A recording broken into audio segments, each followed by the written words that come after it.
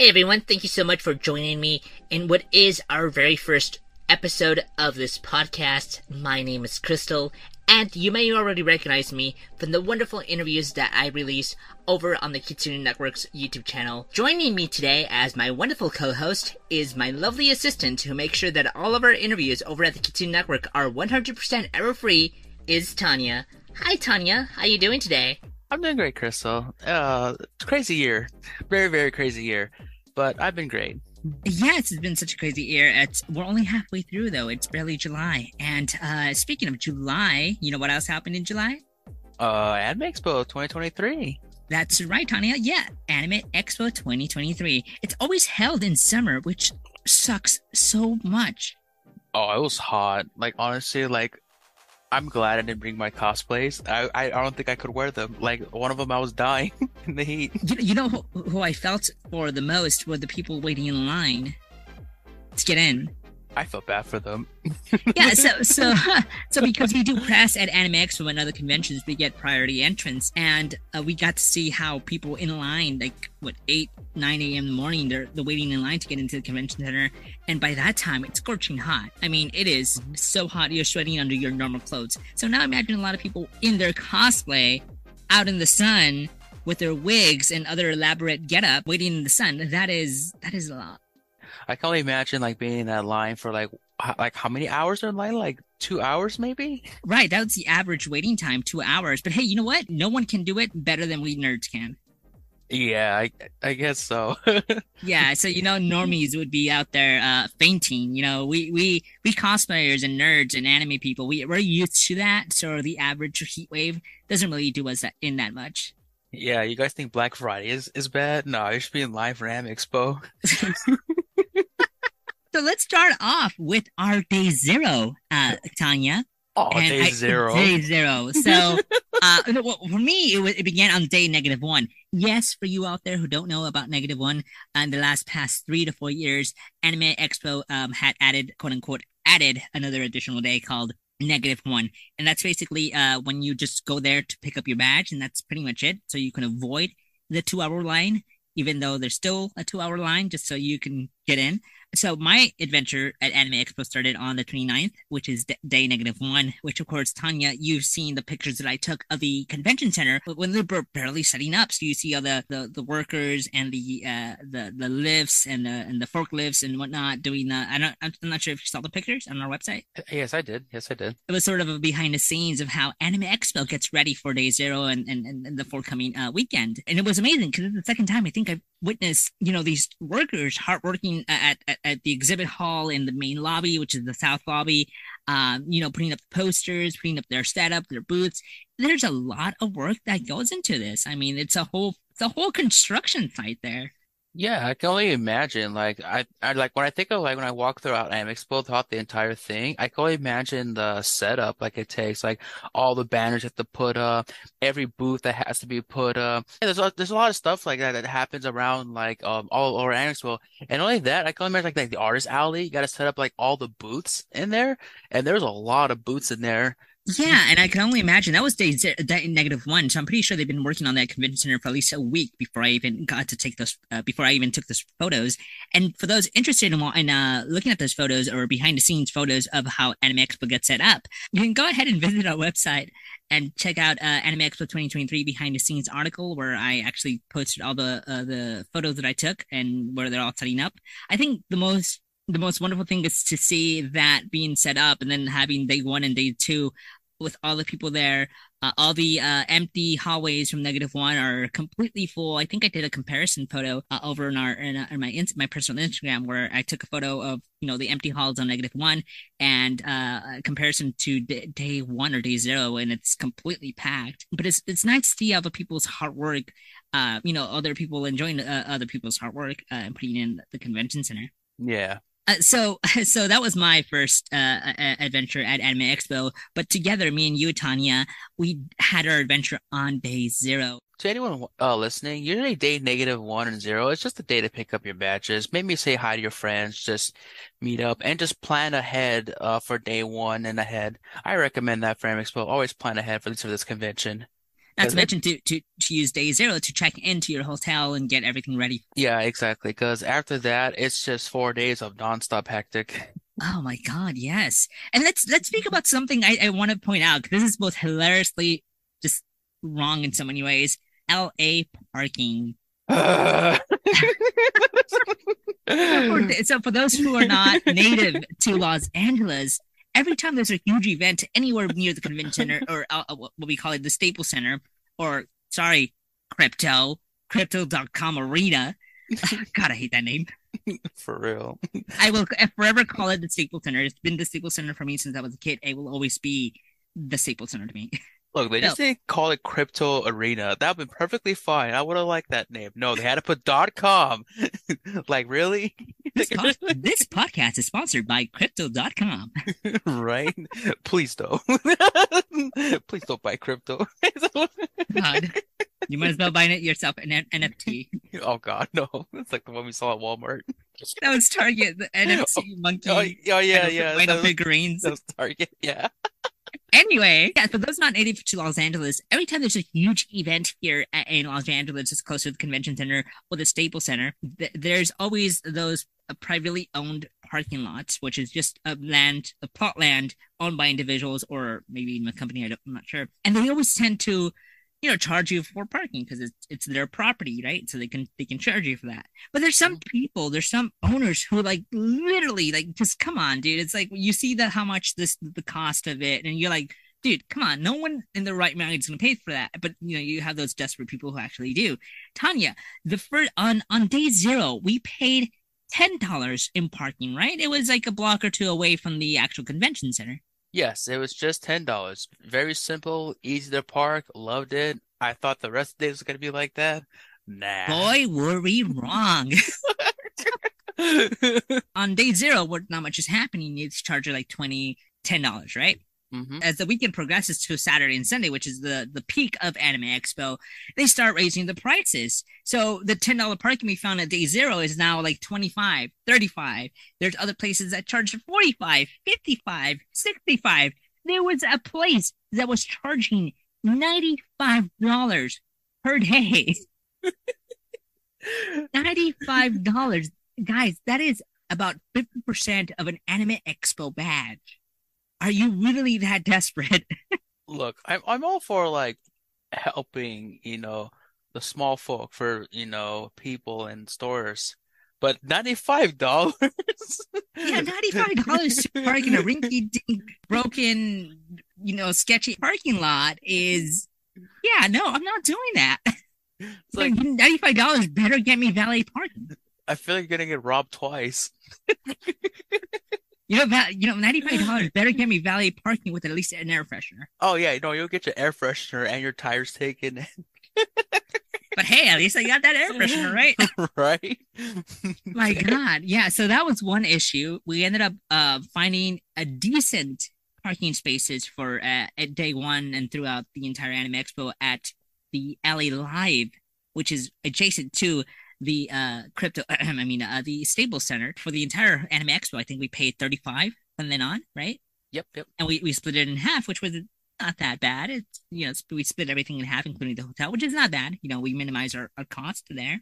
So also there, Tanya, I don't know if you noticed, people were selling Anime Expo badges right there on the street. Right? It's like, here's an Anime Expo badge. I got it for sale. And I'm thinking, I thought they were sold out. Yeah, well, they were like the 4-day badges. And you have these people selling these, it's sketchy ass people, by the way. You have these and they're really sketchy because you're thinking, so for those who don't know, Anime Expo badges nowadays are, those what do you call RFID badges where you have to tap in so you can verify your badge is legit. So those badges are tied to email addresses. Whoever buys those Anime Expo badges, they have to include an email. And with that email, they can get that badge replaced if it's lost. They can get that badge void if it's stolen or robbed. People may buy badges from these sketchy individuals, but you don't know if these badges have been voided already. You know what I mean? Yeah.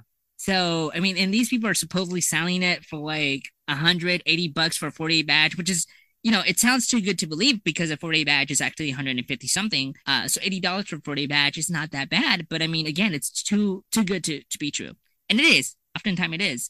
And I remember talking to one of these individuals because I was curious. I'm like, how do you guys obtain these? So I was talking to one of these individuals. Tanya, this is the part where you actually walked out without me because you did not notice. You just completely just left me there with this random stranger. Oh, my bad about that.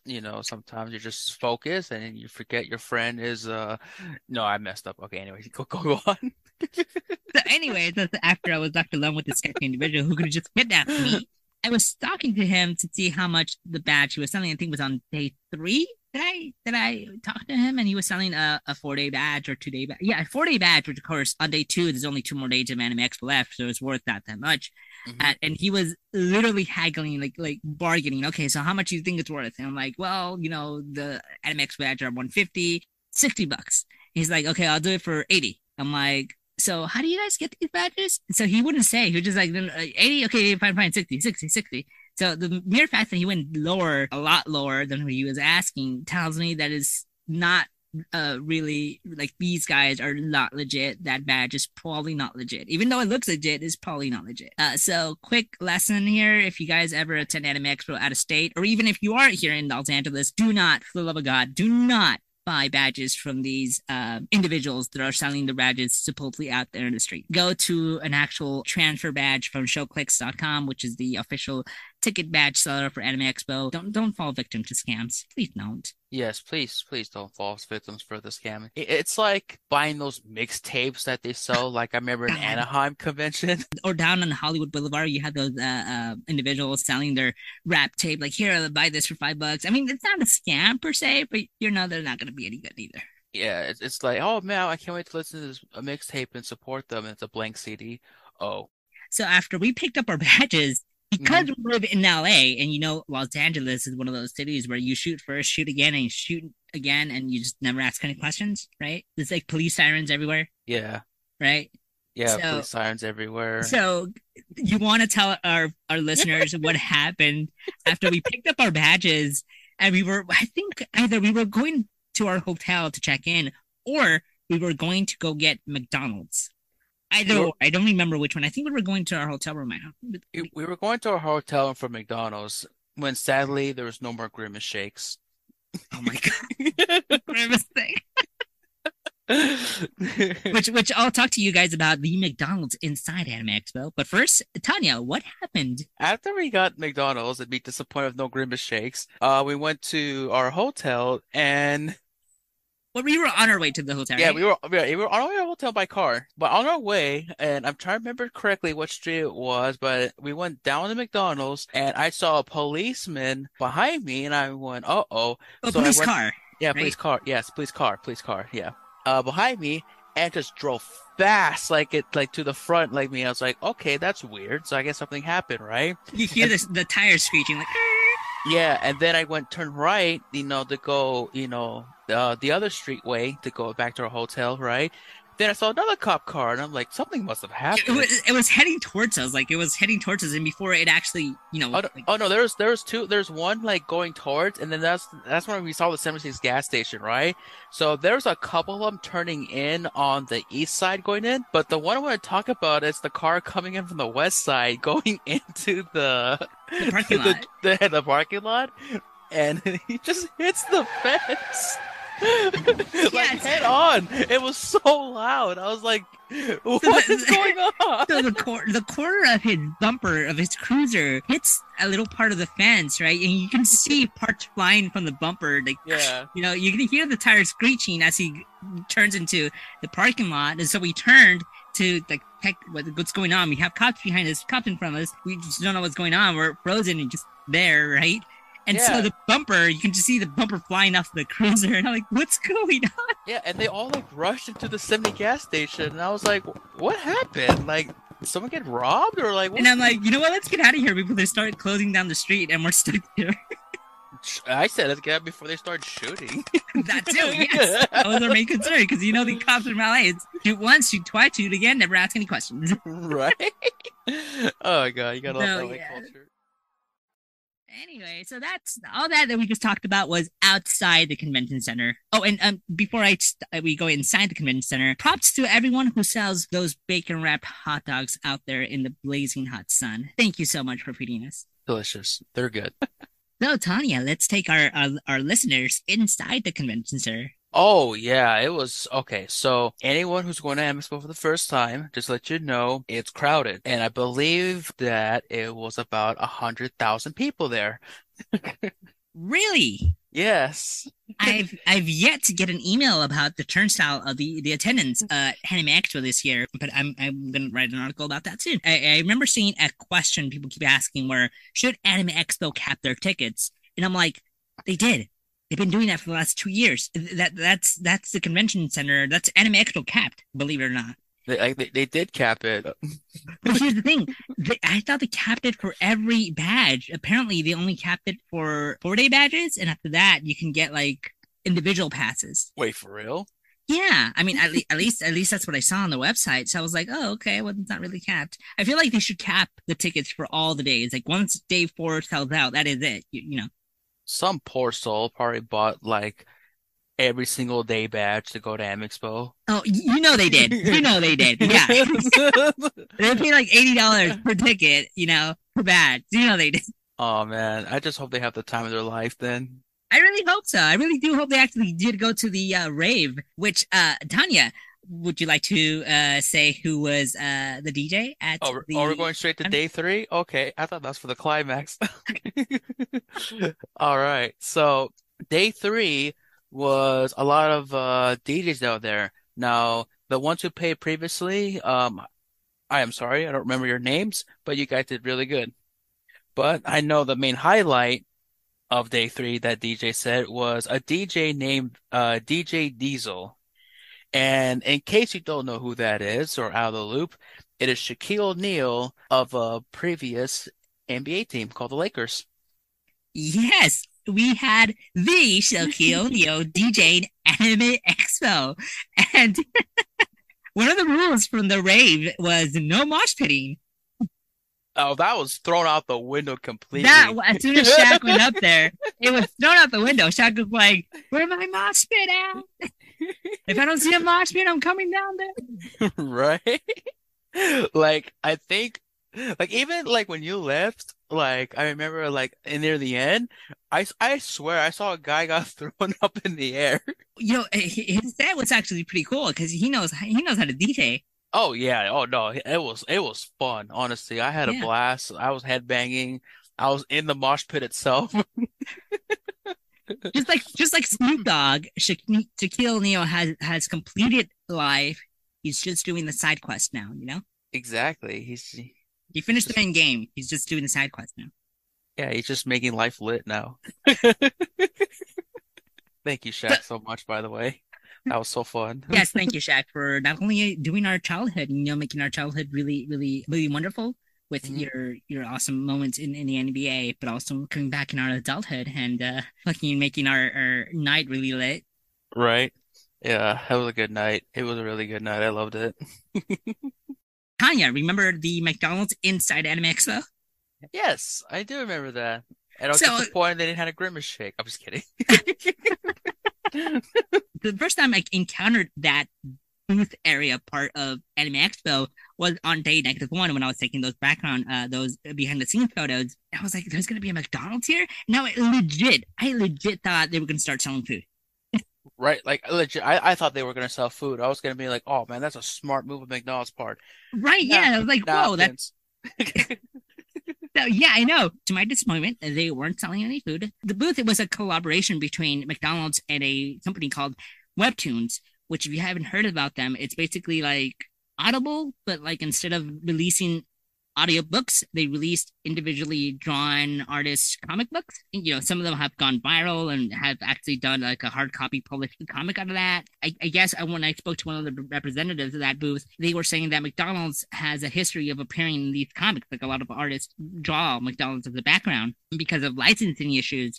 Just like in anime, they can't put McDonald's, so they put like McDonald's or some other form of variation of parody of McDonald's. And so they did this booth. McDonald's teamed up with Webtoons to kind of say like, hey, yeah, it's okay for you to, put McDonald's as your background. We don't mind. So yeah, that was the partnership. And that's why they did the booth. And I remember on day 3, I went there again for the, just for fun, just in giggles again. And I asked him, "Yeah, can I have a Big Mac, please?" And so one of the workers, I guess, they were sick and tired of people asking them whether or not they sell food. So they went on the speakerphone thingy and said, "We do not sell food." Once again, people, we are not selling food. And then people still go up and ask. Yeah. But it was a pretty fun booth because you got a really fun pin.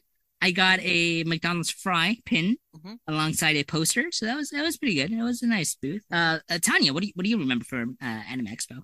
Our great merch.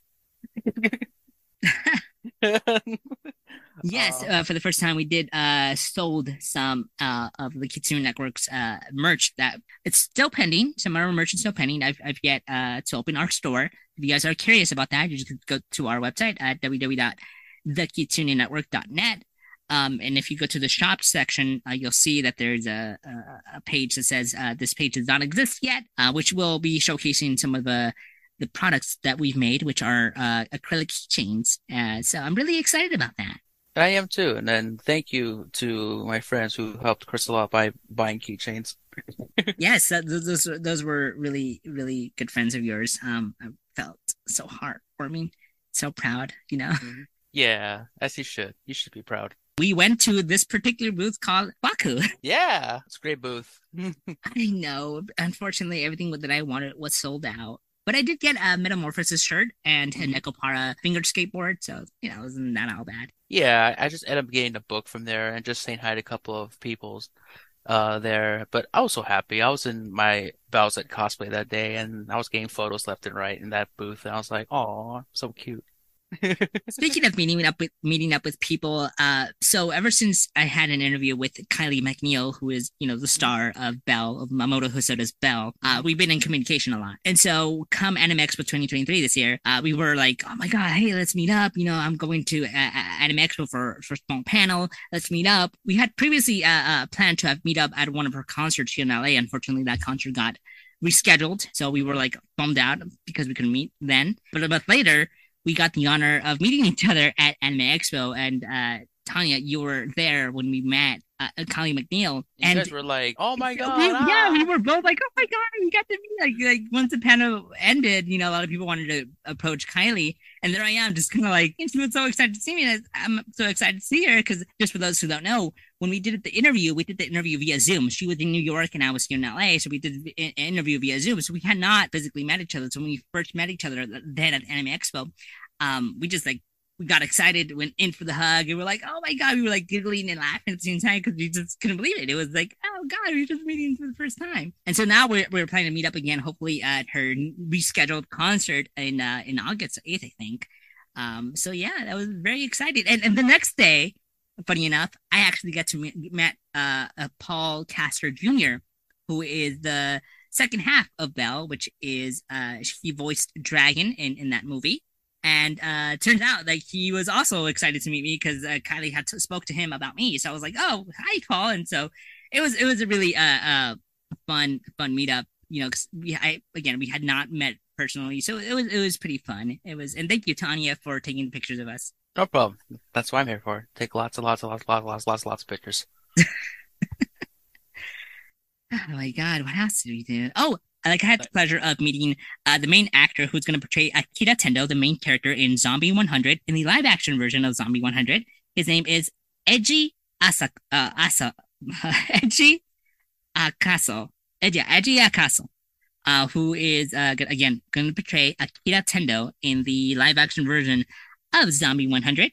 And if you guys would like to not hear or see the interview, but like to read the interview, because this was a text interview, you can go on our website, thekitsunenetwork.net, and it should be there. It's going to be, the article is called Zombie 100 Live Action Film Coming to Netflix, AX 2023 Interview Coverage. So go ahead and read our interview with him there.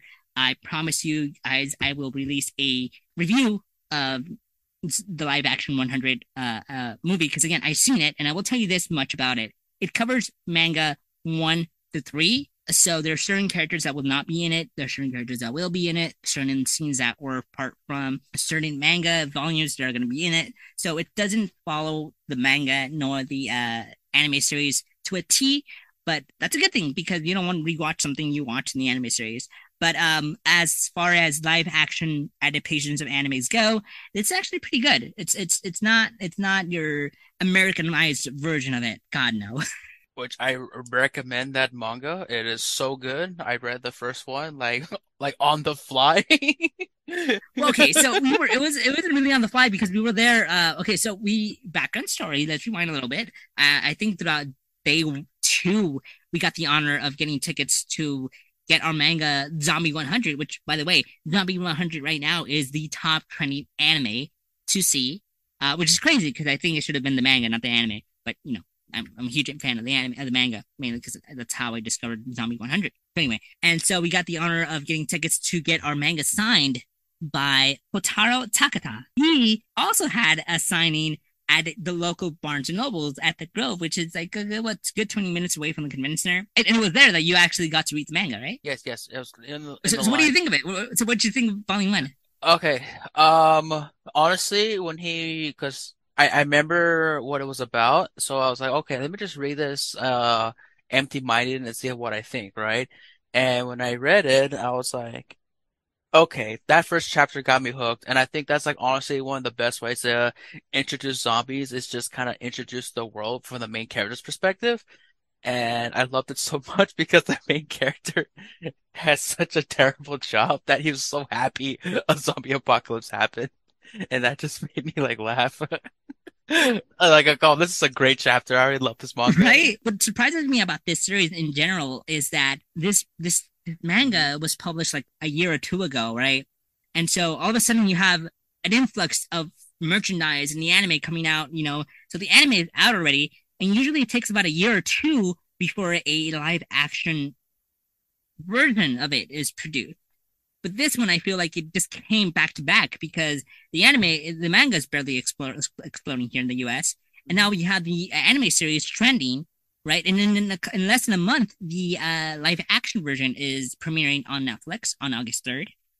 So yeah, and I feel like it's coming down. It's coming so fast. Yeah. Honestly, I love it. I'm glad for them and anyone behind Zom 100. They get this spotlight.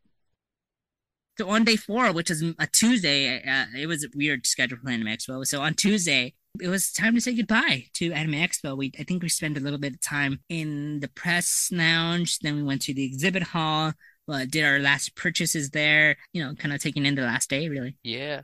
Yeah, getting the freebies that we were getting, all the good free stuff that are around there. So anyone who attends an Anime Expo, they always give off free stuff. Just take some. It's fun. Pro tip for Anime Expo, if you plan to buy something, I suggest you do it on the last day, because on the last day, the vendors, they don't want to take everything back to wherever they shipped from because of cost. They want to rather sell it. They want to cut off the losses and just sell it. So a lot of vendors will offer you 20% off, 30% off, even 40% off in some of their, or bundle deals, right? So I highly suggest you buy things. You wait, save your money till the last day, because the last day will probably gain you more offers, unless it's something, of course, that's like extremely limited, and then people are it's gonna sell out like on the first day, unless it's some kind of specialty item. Any other item will probably be on sale on the last day. So yeah, I highly suggest you buy things on the last day. Yeah, buy stuff on the last day, and yeah, like you said, limited. It's gone. Like, I wanted a figure of some sort, and I remember it was just sold out day 1, and I was like, what? So, yeah. Yeah. Well, that was our Anime Expo. I mean, we left like exactly when they closed down the exhibit hall, which was like around 3:30. Mm-hmm. After that, we celebrated and wrapped up a successful press Anime Expo weekend by going to Korean barbecue. Oh my God, that Korean barbecue was so good. It was so good. I'm getting hungry right now. And of course, we had to order brisket. As a Bridget cosplayer, there's no way I cannot order brisket. Yeah, you gotta order brisket in a bucket. This Anime Expo was very, very fun, and looking forward to AX Chibi. Yes, I look forward to AX Chibi and actually more Anime Expos in the future, because I think they nailed it down to make it actually fun for everyone. Yeah, aside from probably capping more of the tickets, yeah, it was pretty fun. Anime Expo's Chibi, or AX Chibi as it's known, is a spin-off convention of the Anime Expo, which just deals with outside events, small outside events, and exhibit hall. That's all Anime Expo Chibi is. Just exhibit hall and a few little events outside in the convention center. But other than that, it's pretty small con for Anime Expo Chibi, which will be held, I think, in November this year at the Ontario Convention Center, if I'm wrong. This is on November 11th to 12th on 2023. It's a 2-day event. At the, where? Ontario Convention Center. Where there you guys go. Brought to you by Anime Expo Chibi. Yeah. All right, so I guess we know what we're doing in November. This concludes this episode where we spoke about our experience at Anime Expo 2023. Tanya, anything else you want to say? Any final messages for our awesome listeners out there? For awesome listeners, thank you for supporting us as always, and continue to support us on KidCityNetwork.net. And thank you for having me on the podcast. There's more awesome stuff on our YouTube channel coming your way. But again, you guys, like Tanya said, thank you so much for the continued support. And I love you guys so much. And if you're still listening to this awesome episode, you're one of the awesome people who are supporting us. Thank you so much, you guys. We will have another podcast episode coming for you soon, hopefully dealing with transgender characters in video games or in anime series, which again, we'll be speaking about Biscuit and Poison and so many other characters that we've compiled here. So yeah, I got the list. You'll be in for a surprise. Awesome. So you guys make sure to tune in next time for all that. Mm-hmm. And we'll catch you guys later. Bye everyone. Bye.